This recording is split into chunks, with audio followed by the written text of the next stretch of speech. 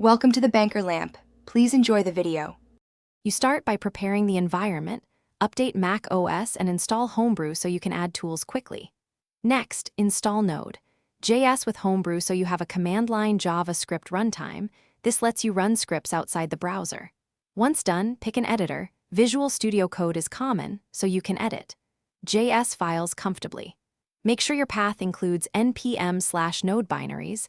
That ensures node command works in terminal. These steps get you coding now rather than later. You create a folder and open your editor to write a simple index. JS with console. Log hello. Then open terminal and cd into the folder so commands run in context. Run node index.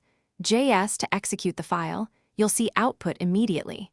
If you prefer the browser, create an HTML file that includes a script tag and open it with Safari or Chrome. Make sure source maps and DevTools are enabled if you need step-by-step debugging in the browser. You finalize by adding useful tools.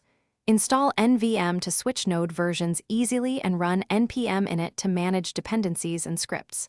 For repeated runs, add a start script and use npm run start. For watching file changes, install Nodeman. If something breaks, check that Node is in your path and that terminal uses the expected shell. Reinstall Node via Homebrew or NVM if necessary. One key troubleshooting tip: read the error stack trace top to bottom.